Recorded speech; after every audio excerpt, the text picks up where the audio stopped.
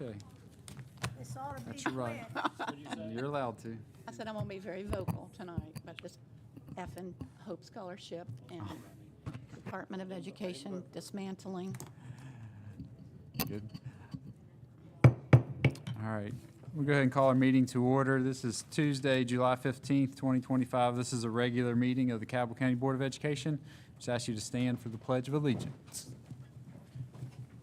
I pledge allegiance to the flag of the United States of America and to the republic for which it stands, one nation, under God, indivisible, with liberty and justice for all.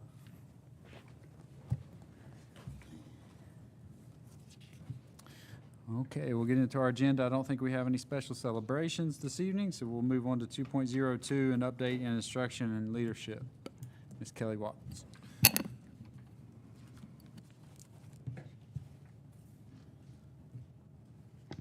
Good evening, Board President Mr. Pauly, Superintendent Hardesty, board members. We have more contracts on the agenda, so I'm going to call and see. Let me see who's first. It'll be Ms. Scarberry or Ms. Stevens.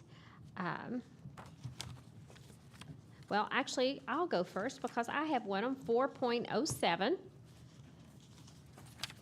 Is a contract with Mountain State Educational Services for Academic Affairs. We do receive some funding. We have in the past for a position that we contract through Mountain State to run our academic affairs, such as science fair, social studies fair. And then we all, through a consortium, contribute for like math field day, for a regional math field day. So that is our contract with Mountain State ESC. Can I ask you a question? Yes. So the literature fair, we don't provide any money for Cabell County students to participate in the literature fair. Is that correct? Well, what we provide is staff to work it. Okay. And which is a lot of staff, which Right. is primarily my academic specialists that are pulled from their day-to-day jobs to run that. We go out into the schools that have that, and we judge those. We work with volunteers. Yes. So yes. So we provide the location, the custodian. There's more of what you would consider an in-kind contribution to literature fair. And I know that the Cabell County, the West Virginia Reading Association, Cabell County Division provides funding for that in prizes and ribbons and those kinds of things, snacks and so on. Yes. They used to run it and came to us to help take it over, and we did. And our academic specialists, and primarily Miss Kidder from Village of Barbersville, is who said, yes, I want to do that. So she works very diligently in getting that because it's grown immensely from its onset. Yeah, thank you. Okay, so the next one, now there's some other Mountain State, but those are Mr. Boggs. And so, Ms. Scarberry. I'll take my copy since you have your copy. You're fine. So 4.09 is a nursing coordinator through Mountain State ESC. And that nursing coordinator, if you remember a couple of years ago, our LPN program was on probation. And at one point in time, the district was in jeopardy of actually losing that program. And one of the areas that we found difficult was finding and retaining a nursing coordinator. So we did work through Mountain State ESC in order to fulfill that position. So that nursing coordinator, this year we have had one LPN instructor leave, and that nursing coordinator is able to fill in that role. They are able to evaluate the programs, they're able to evaluate the students, but they're also able to teach the class. That was another area that we had trouble, is that we did not have a substitute to fill in because we don't hire a part-time nursing teacher at any time. And so this nursing coordinator can also do that. Any questions? So this nursing coordinator is doing all the teaching? They are not doing all the teaching. We have 2 instructors, but according to Series 1 of the LPN requirements, we are required to have a coordinator. We are required to have someone who oversees all of the program, is responsible for all of the contracts, can evaluate the teacher's performance, but can also go into the hospitals because they have to have the nursing certificate. So she has a nursing certificate as well, but that they also have to have that in order to go into the evaluate what's going on.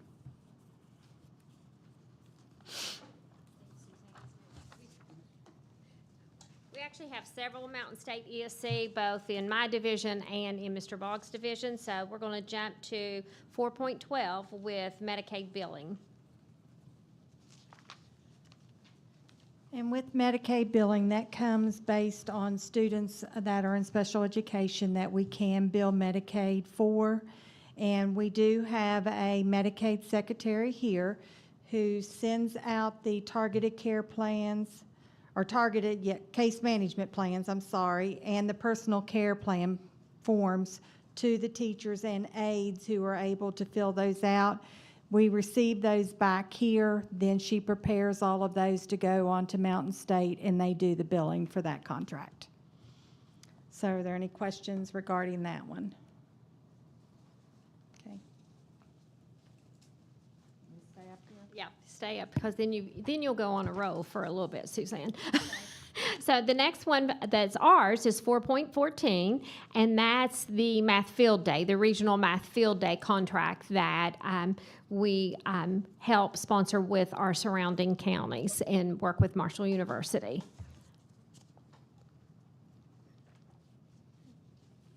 Okay, then you see contract 4.15, which was with developmental therapy regarding our job coaches. We do have 2 career transition specialists, 1 at each of the high schools.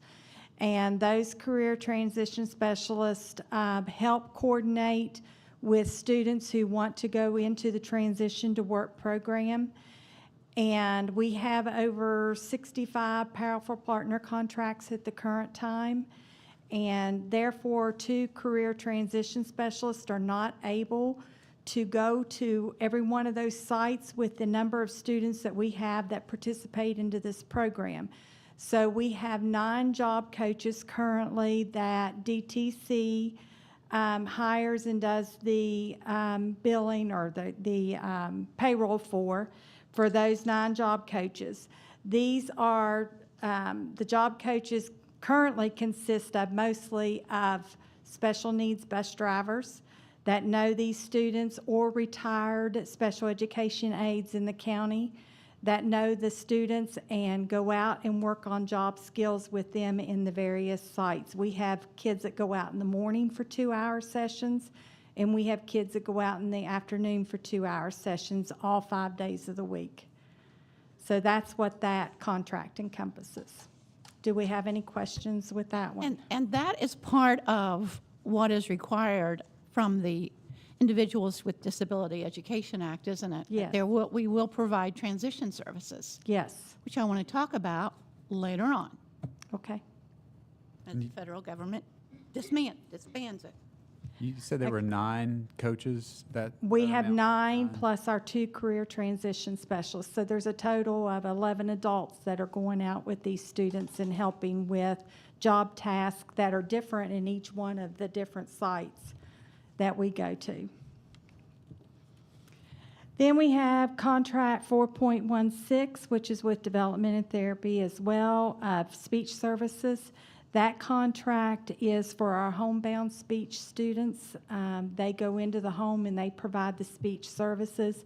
As you all know, we've been down speech therapists for several years, and we've had to contract with all the board and different agencies in order to cover. So our current staff does not have that ability to take the time to go into the homes and do that. So we contract with DTC for that. Are there any questions with that contract?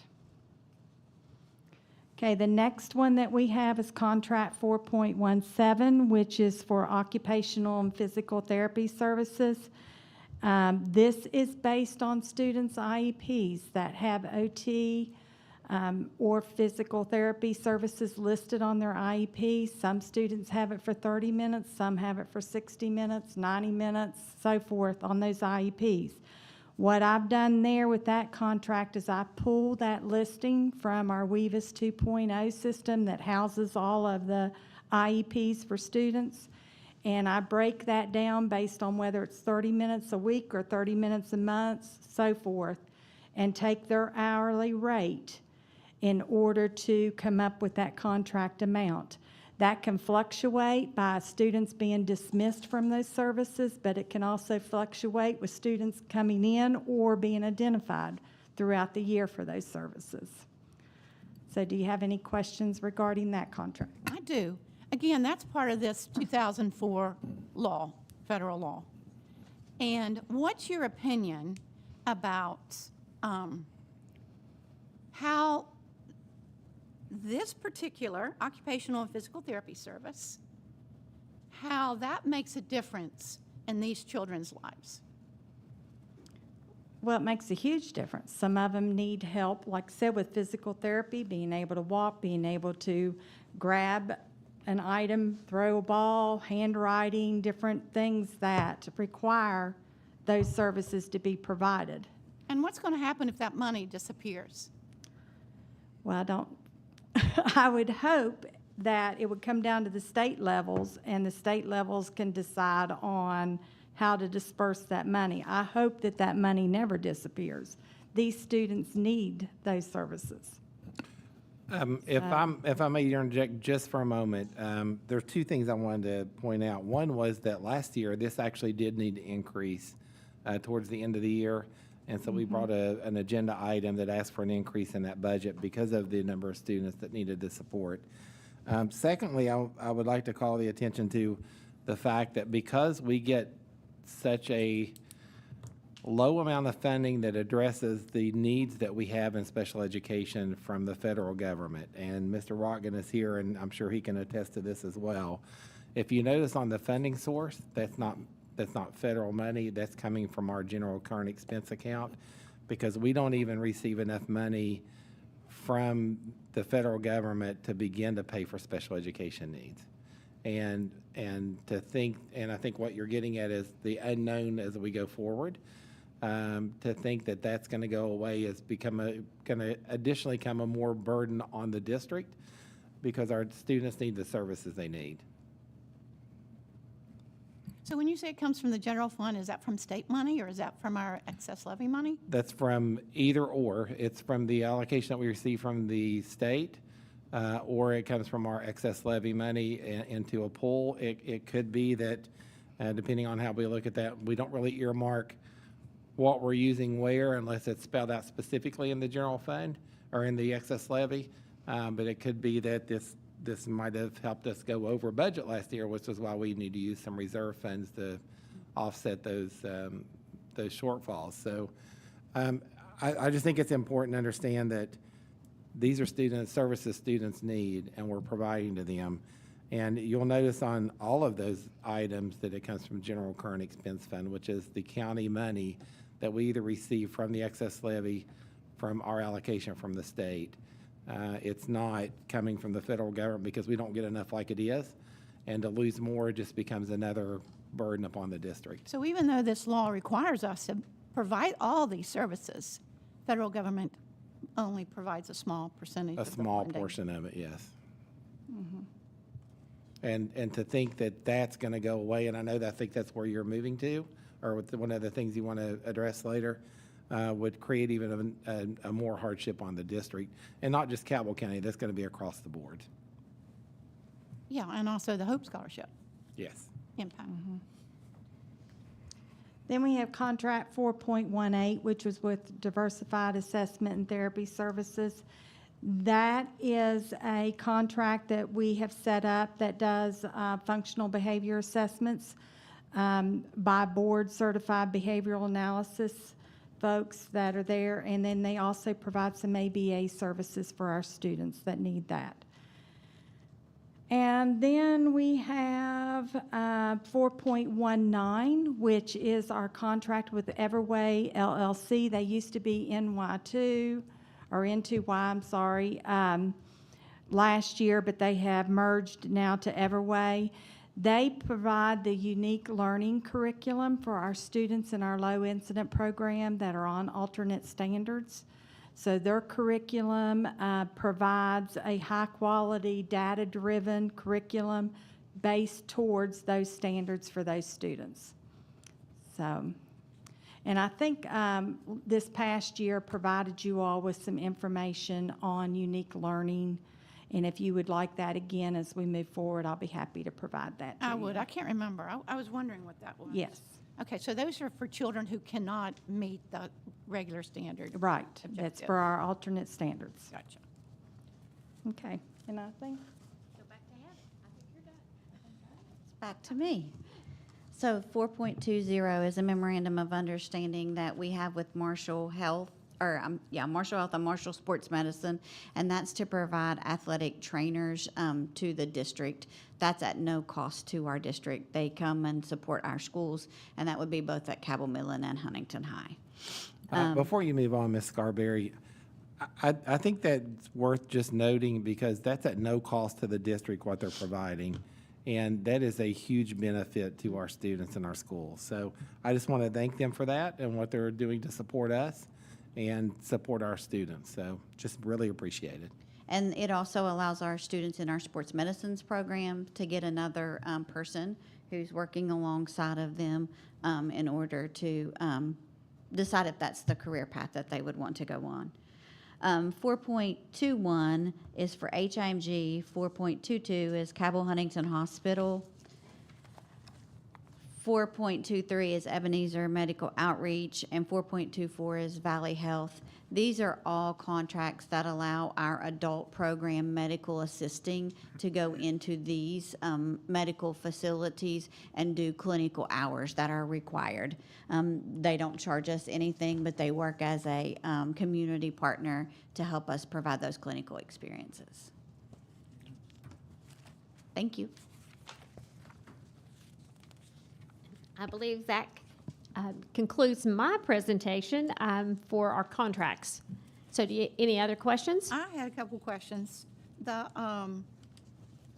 clerk of the works, is that something we that's- typically do have?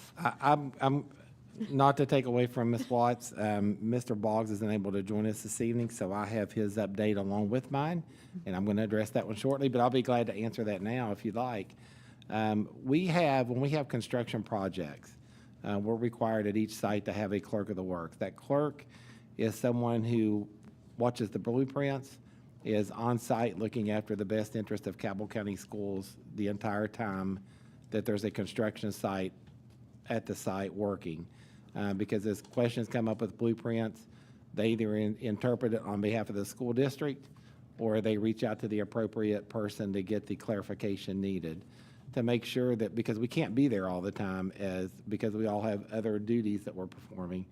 And so they are there overseeing the entire project, making sure that because when you think about building something and you get a drywall put up or you get something covered, you've got wires ran, we really don't know what's in the wall when you walk in. Someone has to monitor that and make sure it's done to the specs that are designed. And so that's what that person does for us. So we're required to have one at each site overseeing that. And the way this one's designed is that we're not going to need two much longer. We have one at Meadows currently, one at the Career Center at the mall currently. The way we anticipate this going is being able to have one through the end of August, possibly the end of September, and then that one being gone, and the one for Meadows moving on to the mall to finish that. Then once that one's done, we'll be in the construction phase of Ona Elementary and have him move to that position as well. They're not really easy to find when you have a lot of construction projects out there because it's a very specialized position, because you have to understand the pipes, the things under the ground, the wiring that's going in, where everything goes. You have to be able to read blueprints. It's a very unique position, but it is one that we need for us in order to move forward. Any school building authority, money involved requires one in the project, and so It's not required in the others, but it's certainly something, it's the standard we need to make sure that we have, so we can move forward and make sure the building's done to specs. So that's what that contract's for. Currently, we have two. At some point in the next 2 to 3 months, we anticipate only having one for the remainder of the year and going forward. And I also had a question about 410 and 411, Title IX investigative services. What are they investigating? So they are more of a contracted service. They investigate any items that come up. There are two separate people that do that. One is just a contract for investigation services, as we have allegations against employees. So it's a third party that we contract with to perform the investigation. Anytime we call Child Protective Services and IIU does an investigation, we need to have our own investigation. Sometimes theirs may take 2 or 3 months. Sometimes it takes a couple weeks. But we need to have, because the way state code is written, and this it changed in state code about 4 years ago, I believe. I can't remember the exact year. But now it says if there is an allegation against student welfare or safety towards an employee, the district has one of 3 options. They can suspend them. It's really difficult to suspend someone when you don't know if they're guilty or not. It's not a fair thing to the employee to do. We can place them on paid administrative leave pending the investigation and the outcome of that and a resolution, or we can move them to a position that doesn't involve the oversight of students. Well, we're an education system. We really don't have many of those at all as far as where we don't have students involved. And so we, from time to time, as we bring you these extensions beyond 30 days, the board has to approve paid administrative leave. This would be the people that go in and do the investigation. Title IX investigations are by a different person, and that is because of the way the federal regulations are written. It has to be an independent investigator that does that work and then presents it to an independent decision maker, and then we get that decision back what the findings might be. Those typically take substantially longer because of the timelines involved in doing the investigation, writing the notice of allegations out, scheduling all the interviews. Once you get your preliminary results, you send it to both parties. They have 10 days to review and give you other people. If they want you to interview other people, you have to do that. Then they have to write another report, send it to the decision maker, who analyzes everything and then gives us a decision at that point, and then we take that and move forward with it. So those services are actually substantially less than other counties pay, and I hope they're not listening, but that's because we have some space to give them an office to work in, so we get those services at about half rate than what other counties are currently getting. And they share, and they're through Mountain State, so those people work in multiple counties in our region. Okay. That's a really long explanation for a short question. I apologize. But as Mr. Boggs, there are some others on there such as the fire protection at Height Saunders. To give you an idea of that one, we had budgeted about $200,000 to actually go in and completely change the fire alarm system at Height Saunders. It's been in trouble code off and on continually for a while. We have people go work on it. They leave, it's working. Shortly thereafter, it goes back into trouble code. And that's when the fire marshal comes and finds it in trouble code after we've already had it worked on. We need to make sure it's working for our students. And so we were thinking that we were going to have to replace the entire system. Brewer went out and checked it. They think that they can fix it for $12,560. So we're going to give that a shot and see if that works. We think it will. There's a couple others on there I just wanted to point out. Earth Care for wastewater treatment plant. We still have schools that have their own wastewater treatment plants. And this is to make sure we're meeting all EPA guidelines on those. They maintain those and check those and make sure we're in compliance on those. And 4.06 is a thermographic roof survey. That company is going to go to the new Career Center at the mall. All of that construction did not include a new roof when the bid went out. We need to make sure that the roof is in correct shape to see if there's any water intrusion there, to see if there's any water being held there. Their thermographic roof survey should show us that. So that one's $4,395. So that's what he had on contracts. Any questions on any of those? He also had policies on there for second reading and then another batch for first reading. But I did want to point out one of the second reading, we had this conversation last time, on 2240. This is the one on controversial issues. You will notice that there was a typo in it when it was presented last time. And now it reads, the board superintendent or principal may not prohibit a public school classroom teacher for responding to students' inquiries or answering questions from students about scientific theories of how the universe and/or life came to exist, which is how it should read to match code, with the state code. And he left out the not. And so I just wanted to make sure that we corrected that. So I wanted to point that out. And then on the last thing he had here is background checks. We are working with Identigo, the company is Idemia, to where we can be a public provider. What that will do is get our staff trained to be able to do that fingerprinting and background for our, not only our employees, but also our volunteers. There is a cost to that, but that will help speed the process, because right now there's only one provider in the county, and I think they're open 2 days a week for partial days, and those take about 15 minutes apiece to run. So you can imagine how long it would take to do a lot of background checks. And so we'll be able to do that much more efficiently. There are a few corrections on the board agenda I wanted to point out. On page 7,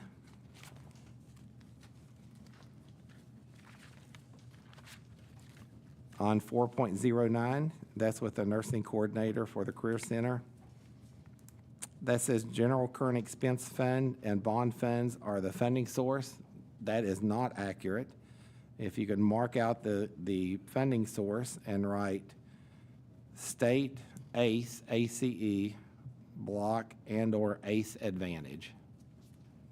It's page 7, 4.09. Oh, yeah. And ACE is Advanced Career Education.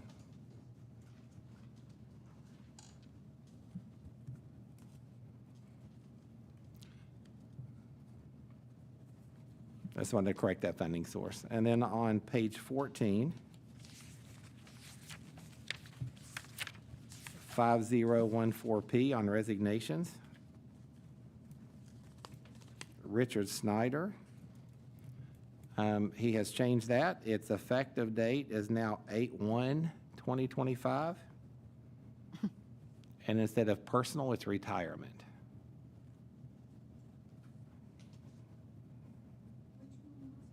That is the last one, Richard Snyder, on 5014P on page 14. And there's one more on page 16.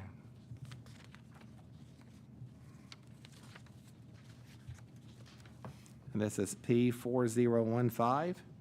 There are a few listed there as Marcia Ball, Central Office Multi-Location English Second Language. It now reads not to exceed 90 days, 120 hours. It should say 720 hours. So that was just a typo. Not to exceed 90 days, 720 hours.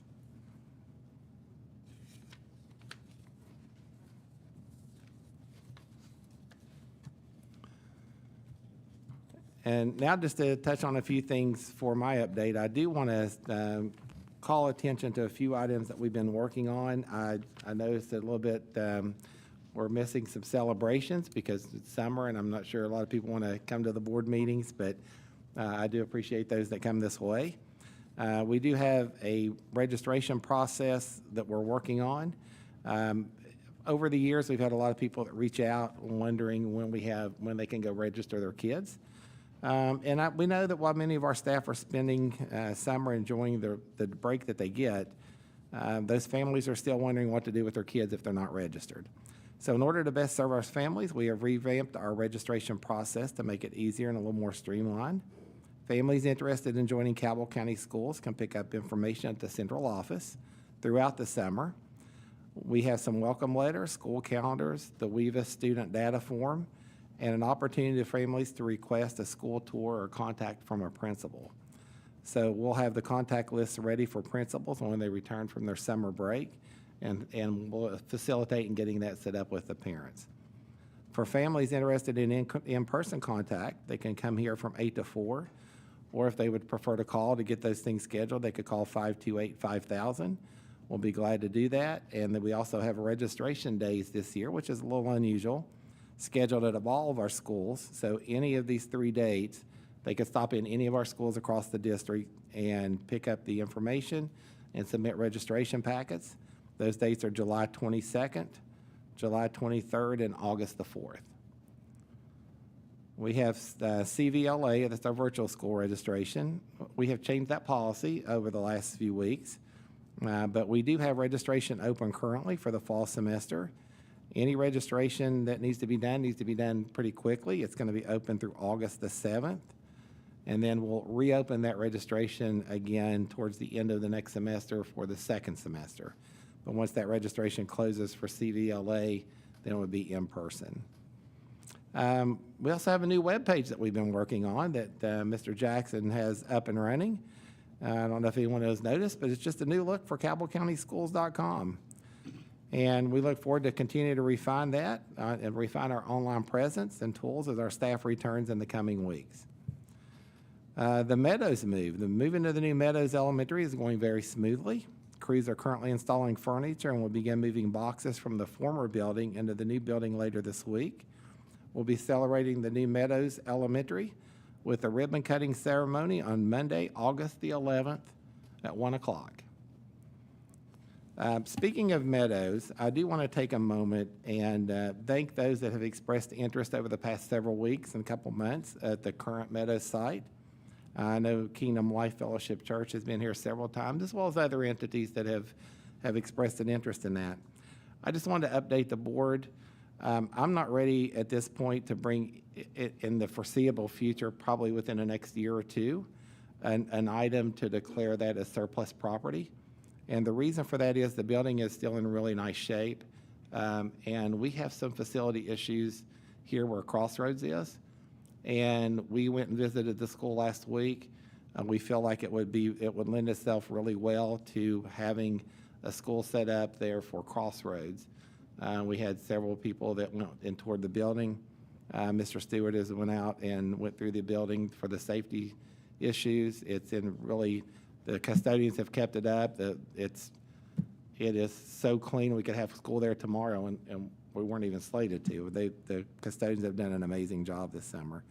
But our goal is to move them there, barring any unforeseen circumstances, and we will still be utilizing that facility. Also on advanced placement scores, I'm going to save that one for a little bit. That's pretty important. Coming soon, a couple items I want to share. We have a HADCO tour coming up. Next week, we are partnering with the Huntington Area Development Council as a host site for their upcoming Huntington Family Tour. The tour invites guests from around the country to visit our area to learn about our opportunities for growth, business growth, and development. The group will visit the Woody Williams Center for Advanced Learning and Careers on Thursday, July 24th from 9 to 11 a.m. As leaders in workforce development, it is our honor to showcase the amazing resources and opportunities that will be available to students and adults in our area at the new Woody Williams Center. So I'm looking forward to that. That'll be great. We have open houses scheduled. Our open houses are on Monday, August the 11th. We'll have open houses at all of our middle and high schools. And then Tuesday, August the 12th, we'll have open houses at all of our elementary schools. We've been sharing those times on social media, so make sure you check those out. And last year, based on some feedback, we had some from students and families who have special education needs in our district. We added sensory-friendly hours to open house, and we're happy to continue those this year as well. We have Climb coming up. Our Climb camp will take place on August the 1st from 8 a.m. to 2 for all rising 6th and 9th graders. It's a chance for them to get to visit their new schools, meet their teachers and classmates, and get just a little sneak peek at what it's like to be in the middle and high school coming up really quickly. We provide transportation, breakfast, and lunch as part of the students' experience, and we certainly look forward to that. It's always well attended, and we look forward to this year as well. Registration has already started, and information can be found on our new updated webpage. We have our principals coming back. This week saw the return of our middle school principals. Our elementaries will start coming next week. Then our assistants will be coming in. And so we are having our principal summit this year on July 28th, 29th, and 30th at the Transportation Department. It's an important time to get together and make plans for our successful year coming up, and we look forward to having them back really soon. There are a couple other things I just wanted to share, and one is our advanced placement scores. Advanced placement is just a phenomenal opportunity for our students. And I just need to share this. Students and teachers at both high schools are enjoying the fruits of their hard work as we have been seeing those AP scores get released. Both Huntington High and Cabell Midland students experienced an all-time high of 73 and 76% pass rates respectively. In all, 395 students received a score of 3 or higher on an AP exam this year, earning them 1,185 college credit hours collectively. That's nearly 100 semesters of college work that our kids did in 1 year this past year, and that was at zero cost to our families. So many of those class pass rates exceeded both the state and the global averages, and it reaffirms what we already know, that our Cabell County students are as capable of any in the world, and we are also very proud of our teachers that are teaching them. Had to share that, and the last thing I want to share is I want to thank Ms. Caitlin Aloise for being here. This has been my year to work with her. I'm not sure how long she was here prior to that, but Caitlin, we appreciate your service. We appreciate your fairness. Even when you ask a difficult question, and I'm just honest, I appreciate you being just fair to the board and asking those tough questions when you need to. It's been a pleasure working with you, and I wish you the best on your future endeavors. And that can. Well, I before I announced that, I checked with her to make sure I could, and she said it was okay. And Caitlin, we just appreciate you, and I just wanted to say thank you. It's been an honor to work with you.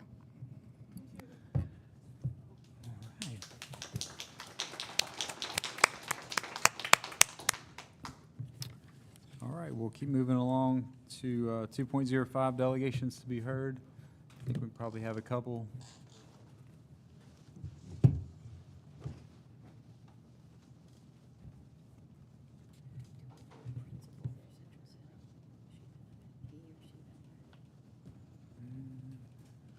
Seeing it on here. The first one is Brianna Bowen, and I did not mention a board agenda item intentionally because I think she may, so I did not want to steal her thunder. Hi, I think all of you know me, Brianna Bowen, with the Cabell County Public Library. I am here today on behalf of the Cabell County Public Library Board of Trustees. Agenda item 7.01, the reappointment of Charles Bagley to the Library Board. Charlie, that's what we call him. He is a fantastic board member. He is an avid reader, a huge library supporter. He loves our community tremendously. Before he was on the library board, he was a friend of the library, and all of us and the whole entire board would love to see his reappointment. So that's why I'm here, and it's so great to see you all under good circumstances. I want to say that, and then also this has nothing to do with that, and I know I'm not on a timer. You didn't start it, so thank you. But Ms. Smalley, I was at the June Harless event award ceremony months back, and your granddaughter is an absolutely amazing individual, so well spoken, so well educated, and I cannot wait to see what she does one day. Public education in Cabell County. Fantastic. She was wonderful. And then I saw some of her senior pictures that were taken in our library, so that always makes me smile. They were wonderful. And yay for the students. That's, oh my goodness, I am so proud of our kids and our educators. So that's it. Please reappoint Charlie. He is fantastic. And that's it. Thank you. Thank you. Thank you. And just to follow that up, as she was talking about, that is under special board item. He was appointed, I couldn't find where it was originally done. I'm going to guess 2015, but those are 5-year appointments. I could find where it was reappointed in 2020. And so this would be a reappointment to that same position. And I did want to say one more thing I forgot as I was walking away. Charlie did want to be here, and he planned on being here, but his wife ended up, she had a medical emergency, and she's okay, but she had to have a surgery. So he did want me to let you all know that he would have been here. I almost forgot the most important part. Thank you. Thank you. Monty Fowler.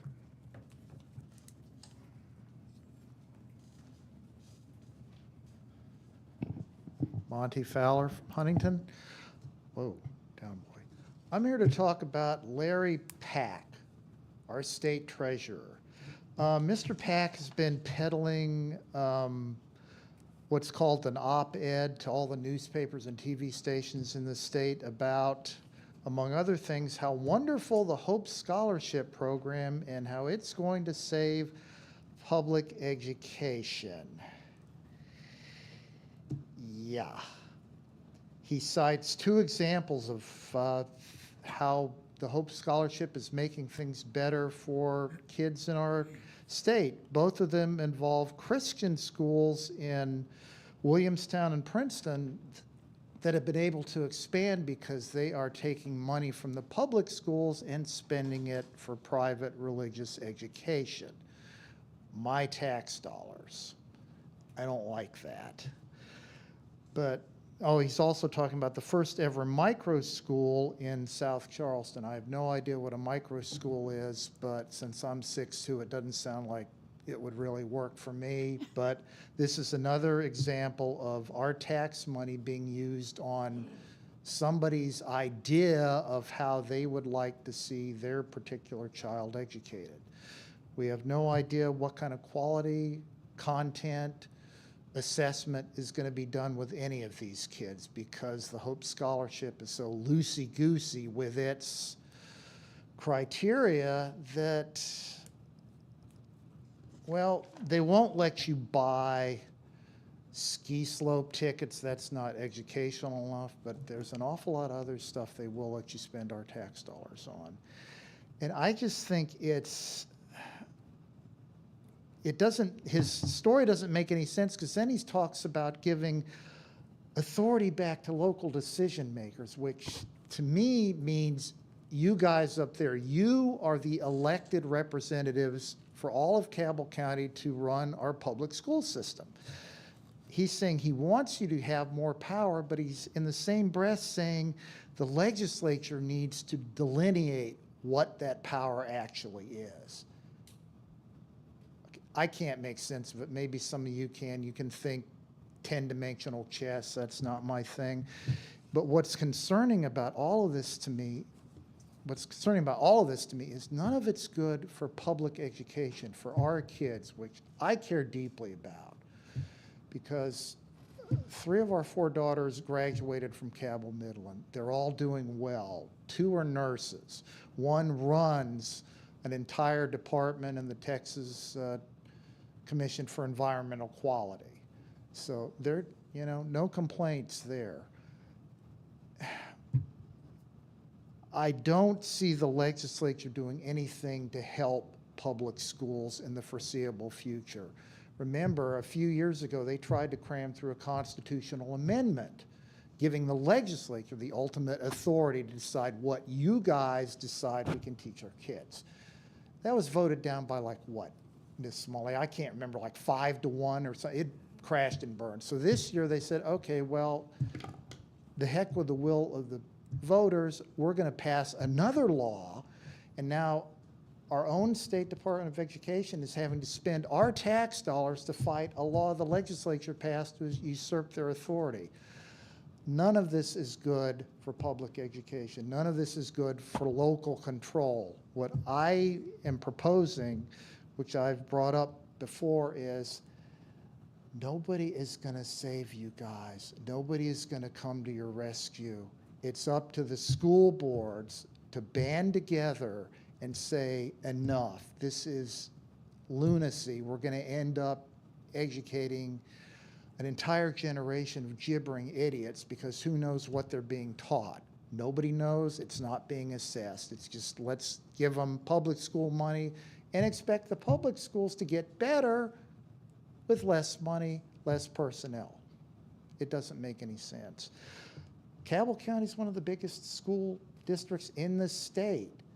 When Mr. Hardesty speaks, other superintendents listen, and not just because he has a good speaking voice, because we've got the size to make an impact, but it's got to come from all the school boards. Cabell County can kick that off and say, enough, we need to band together for our kids. In Ohio, among other groups, there are private citizens, but there are also school districts fighting against Ohio's tuition plan.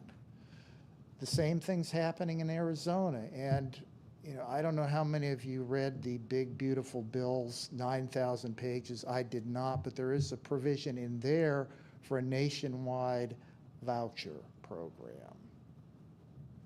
How do you think that's going to end up for you guys? Not good. Y'all need to fight for yourselves, fight for our kids, and it's not going to be popular, it's going to be messy, but I think if we want to save public education in this state, it's going to be up to the school boards to do it. Thank you. That concludes delegation. Okay, we'll move on to section 3 of our agenda, board member comments. Do you have board member comments at this time? Yes. I have heard Monty with this rant before, and I just ignored it, okay, because I thought we're powerless.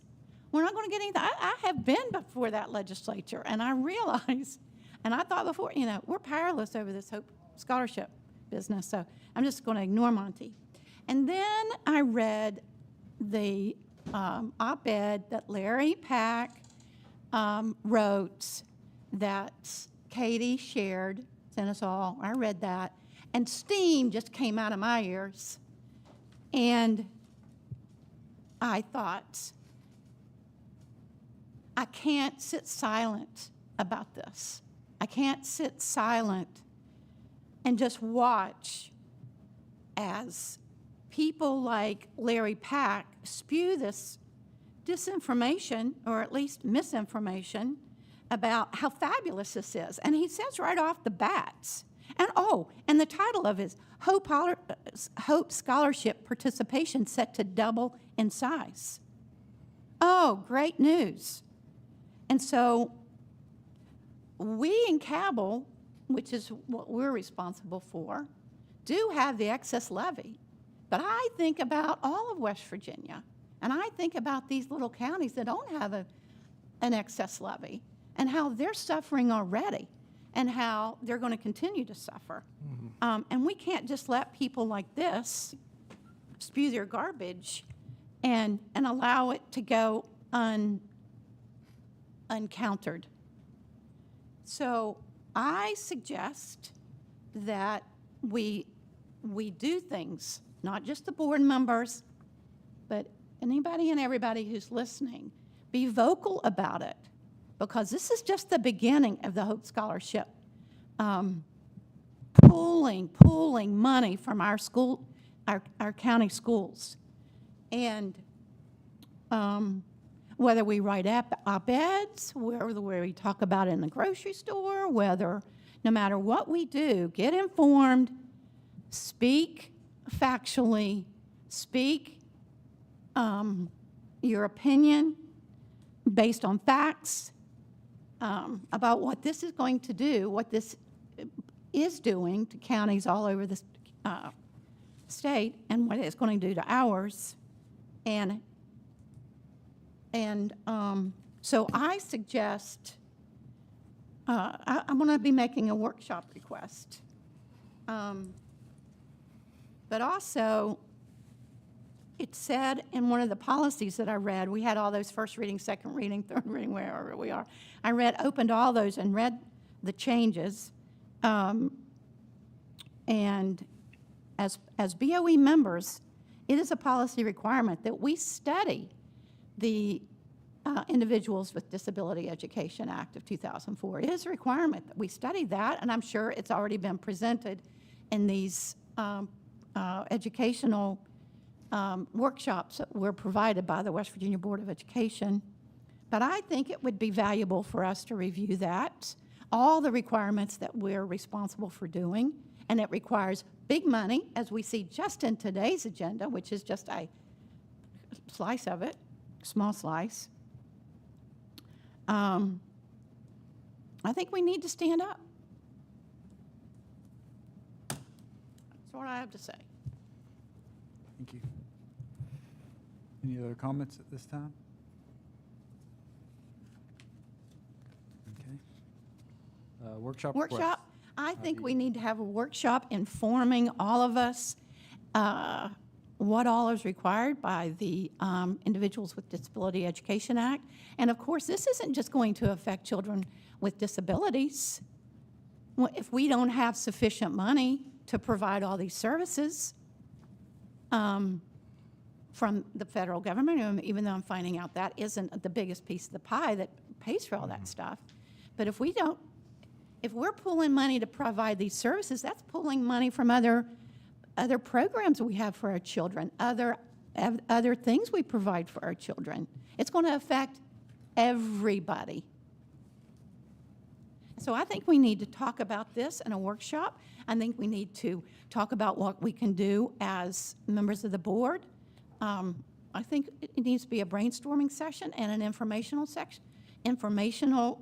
gathering session from all entities.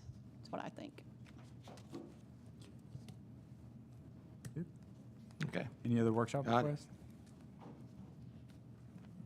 You good? Okay. We'll move on to the consent agenda at this time. We heard lots of information about many of the items on the consent agenda, so we'll take just a minute to flip through those and make sure if there's any further questions or concerns, comments. President Polly, I think I need to also remove 4.01.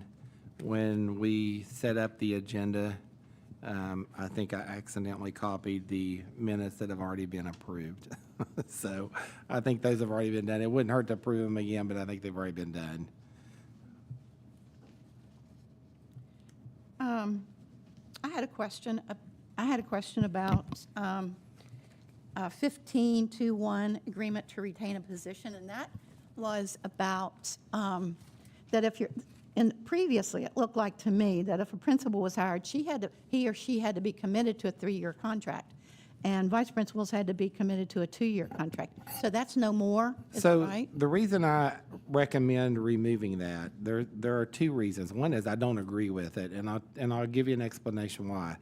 I remember the year that was done. I was an administrator, and I actually wrote a 3-page letter to the superintendent at the time, explaining why I thought it was a bad idea. Because a lot of times we have assistant superintendents that will trade schools. It's while I know there's some continuity there needed for a school, the principal is really who sets the tone in the building. And it's a good experience to have assistant superintendents see different ways buildings are ran and have an experience, whether it's a title school and a non-title school, because as an assistant, you don't really know where you're going to end up as a principal. So you really need those experiences from a varied background if you can have them. The second reason I think that I would ask for us to remove that is that since its inception, I could not find a single time where it was enforced.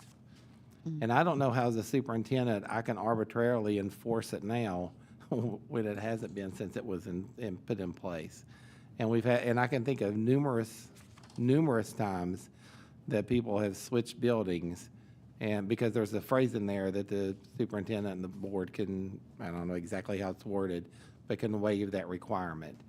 It also has a note on there that it's not meant to prevent an elementary principal from gaining a larger school because it's an increase in pay. My concern is that deciding who I'm not going to let do it, that becomes arbitrary and capricious on my part, saying that we've let everybody else do it, but I'm not going to let you this time, without a compelling reason. And I don't know of a compelling reason. Because if someone wants to move, their heart's not going to be on where they're at, and we need people working with our kids that want to be there. I think I must have misread it. I thought they took those requirements out. We did take them out. They were in, but they've never been enforced. There were the policy.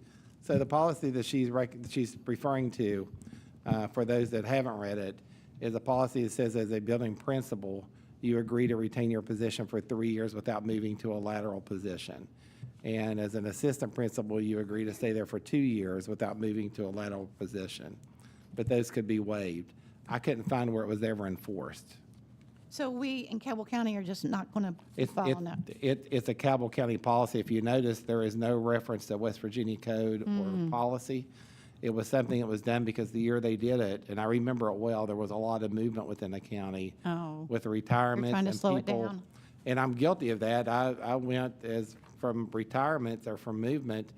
I was principal at Highland for 4 days because I was hired in May or June for the next year. But over the summer, I've been on a different job, and the board meeting wasn't until the 4th day of school. So and I remember when the policy went in.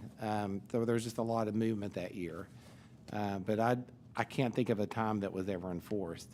And it weighed on me. We have a policy that I don't even know if I can follow or not because there's nothing based on state code that says I have to do that. Gotcha. Now, we can have policy, but I can't be the only person that enforces it when it's never been done. That was just a worry. And I don't really agree with it. I think you need somebody working with your children that want to be there. Right. Okay, next question. 2371 Hope Scholarship. One of the factors in that Hope Scholarship policy says that parents who are using that money must report to the superintendent that their student has complied with all the requirements necessary, including taking an end-of-the-year test. So my question is, are you fielding that information, or is somebody in the So system Mr. fielding Thomas that? was here. Is he still here? Okay. Mr. Thomas's office takes care of all of those. I received a notice of intent when someone requests that. And so I defer that to our student services office. They're the ones who are supposed to keep track of that. They do keep track of that. They've got a list of everyone that's requested those. They're supposed to get the information. But if you'll notice, there's nothing in code that requires or prevents me from allowing someone to have it because the money, and that's one thing that the articles that talk about the school district is not losing money from this. The money doesn't come from us. The problem is we don't get the money to send them. It goes from the government. And Drew, if I mistake that, tell me somewhere. And so part of the problem is also that if you're not enrolling in kindergarten and you're in another grade level, you have to be enrolled 45 days. And one of the reasons for the change in our virtual, I'm just being totally transparent here with the board, for the virtual policy to where we're only going to enroll at the beginning of the semester is because we receive requests, for example, last year in April, to enroll 3 kids in virtual that are in private school so they can enroll 45 days to get a WEVIS number to access the Hope Scholarship. There's a cost for us to enroll students in virtual. They were not here during the October 1st child count, which means we never get funding at all for them, but we pay for the virtual school.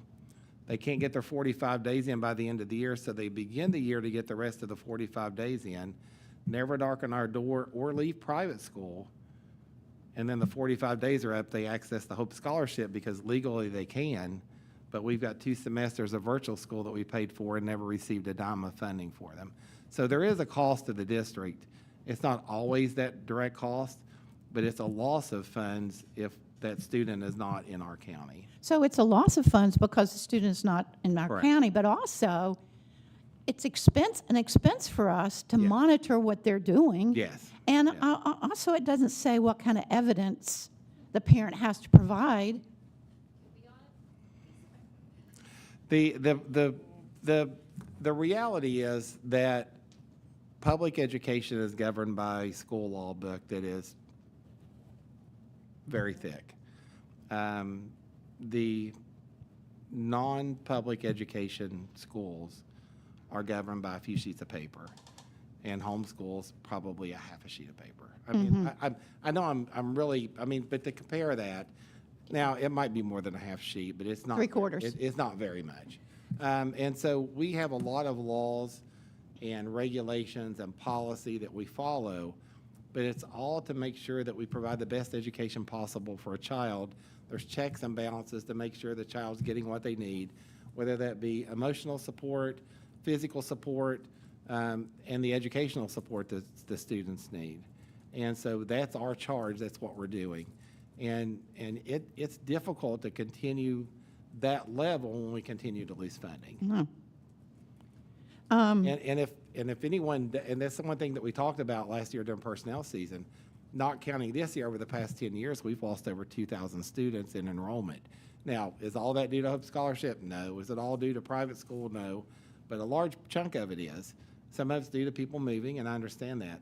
But the loss of 10 or 2,000 kids is about $16 million a year in revenue from the state aid formula. And so, just to give you an example, that's $16 million we didn't have to hire more people, do more things, provide more services. And so, once you provide a service, you want to be able to continue to, I'm on a soapbox, I apologize. That's not what your question was. I'll stop. So, and it doesn't say who we're supposed to whom we're supposed to do that reporting in that policy. So it's so odd to me that Cabell County or the county school systems are responsible for monitoring these kids, and yet they're not getting a penny for it. And there's not really specifics. And you're saying, Well, there's very there's little not really- monitoring that takes place. Just to be honest with you, there's very little monitoring that takes place. They report it back, we record it, and we move on. There's Pathetic. very little monitoring or requirements for that monitoring. okay, I have a couple more. 3139, under suspension, I just saw a spelling error. I don't know if you want to know about that.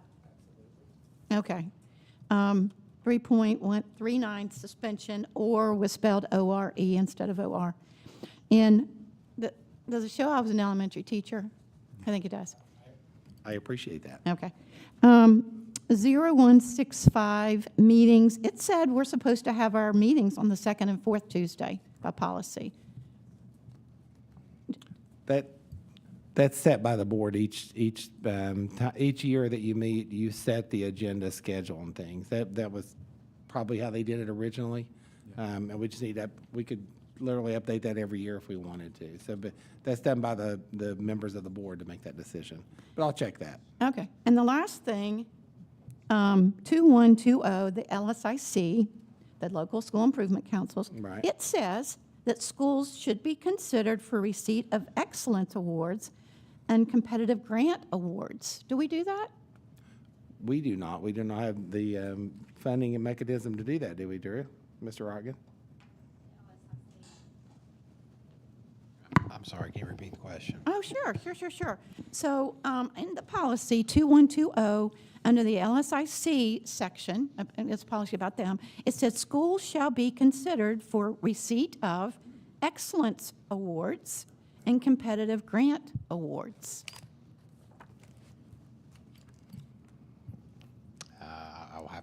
I'll have to look into that and get back. Yeah, I thought it was I'm not sure that's interesting. a grant from the board. It might be that they can apply for grants, but we'll check into that. Yeah. That's the way I took it, was Yeah. through that process, they could apply for those. I don't know if that's blue ribbon schools or. We'll verify that and answer that. And, those are two different things. Excellence awards Right. could be given with little money. Well, those are awards that are already established. There's like there's National School of Excellence, the Blue Ribbon School of Excellence. Those are already awards that they can apply for. Okay, Yeah. okay. At least that's the way I take it, but we'll verify that with the state and make sure that we're accurate. Okay, thank you. I'm finished. Absolutely. I will note on some of the policy updates too, there were some other just error, like the wrong word or misspelling, and some places where one thing needed to be checked and there was nothing checked, Okay. that we just need to maybe just take a quick glance back Absolutely. over. We will go through those. Thank you. Okay. Anything else on the consent agenda as far as? Board members, I do want to apologize for having so many different contracts and agreements and things on the agenda the last two times, but we're just gearing up for school to come. We need everything in place for our kids, our students when we get back. Shouldn't call them kids. A lot of them are children anymore. They're young adults, so, but we just need things in place for them when we return. If there's no other questions or concerns, then we can go to 4.25, and I'll take a motion for approval of the consent agenda. Second. We have a motion, we have a second. All in favor of approval of the consent agenda signify by saying aye. Aye. Any opposed? None. Okay, I don't think we have any financial items this meeting. Correct. And I'll move this on to personnel.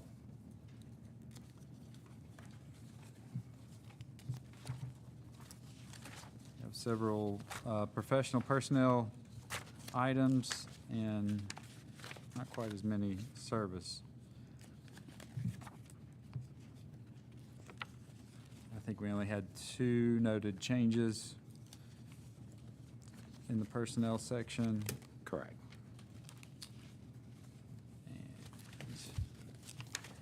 And unless there are concerns or questions on any of those, we can move to 6.03, approval of the personnel items. I move that we approve the personnel items. Second. Okay. We have a motion and a second. All in favor of approval of the personnel items signify by saying aye. Aye. Aye. Any opposed? None. It'd be a great time to take a pause and congratulate Gabe Muncy for being the new assistant principal at Milton Middle School. Woo-hoo! And also want to congratulate our new Director of Safety, Security, and Risk Management, Mr. Tim Stewart, sitting there. I want to thank them both for their service, continued service in Cabell County Schools in a little bit different role, but we certainly appreciate both of them. Okay, and we'll just move on to 7.01, appointment to the Cabell County Public Library Board of Directors. We had information about a few minutes ago, and I think we just need a motion for approval of that. So moved. Moved by Ms. Smalley, seconded by Mr. Abess. All in favor of appointment to the Cabell County Public Library Board of Directors, Charles F. Bagley III, signify by saying aye. Aye. Any opposed? None. All right, do we have any update on current legal issues or anything? No, we are not today. Okay, then that just takes us to 9.01, adjournment. Just need a motion for adjournment. So moved. Moved and seconded. All in favor of adjournment signify by saying aye. Aye. Any opposed? No. We are adjourned at 5:42.